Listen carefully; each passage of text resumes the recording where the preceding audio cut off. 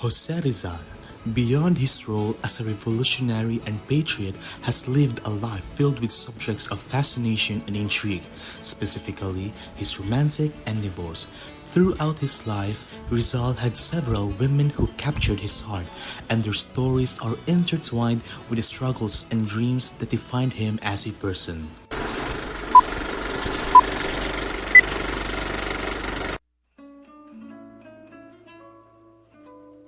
At the young age of 16, José Rizal experienced his first love with Segunda Katigbak.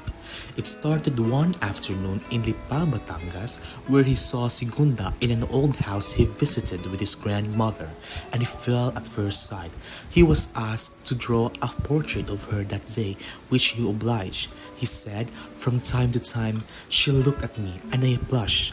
While working on the art, despite their growing affection, their relationship was hopeless since Segunda had already betrothed Manuel Luz. As Rizal entered college at the University of Santo Tomas, he met Leonor Valenzuela, known as Orang, which is also his neighbor. He eventually courted Leonor by sending her love notes, which she wrote in invincible ink made from a mixture of water and table salt. He taught Leonor how to read his letters by hitting them over a lamp or a candle to allow the words to surface. Unfortunately, as with his first love, Rizal failed to ask for the lady's hand in marriage. One of the most significant love interests in Rizal's life was Leonor Rivera, his childhood sweetheart who was often considered his one true love.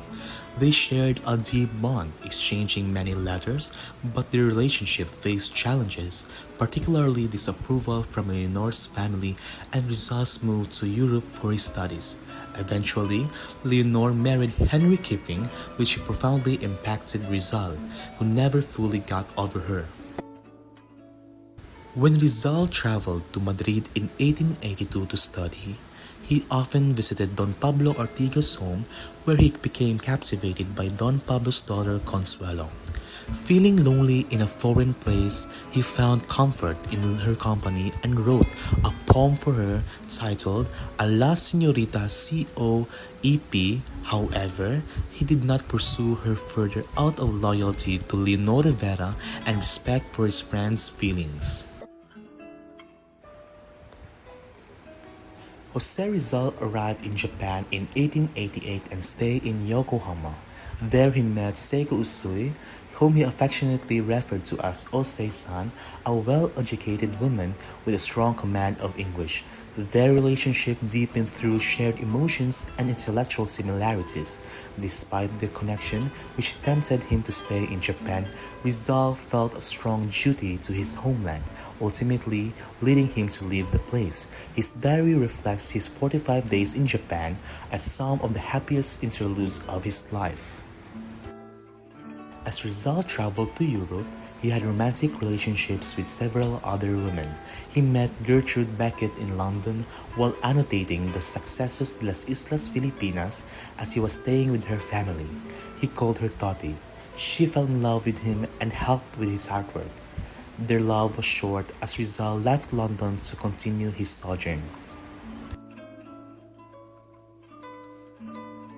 In Paris, when Rizal learned about Leonor Rivera's engagement, he entertained the thought of courting other ladies. He met Nelly while staying with her family at the resort city of Biarritz. Rizal courted Nelly and the lady returned his affection. He even had a duel with Antonio Luna concerning the lady.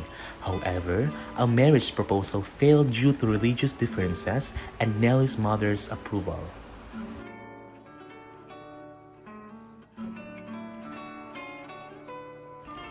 When he arrived in Belgium, he met Suzanne Jacobi. This relationship is considered a fling and even unrequited, as there was no mention of Suzanne in his letters during his stay in Belgium, and Rizal has not responded to any of her letters to him.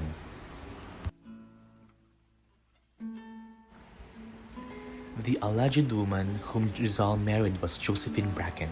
She stayed with Rizal until his execution in 1896. She asked the help of Rizal for his adoptive father. They fell in love and announced their desire to get married after a month. However, for the potential reasons for Rizal's political status, the lovers were not married officially. But they had stayed together and had a son, who unfortunately died a few hours after birth. He named him Francisco. In retrospect, Rizal's romantic relationships during his childhood and travels were all short-lived, as he was married to his commitment to his beloved country as well.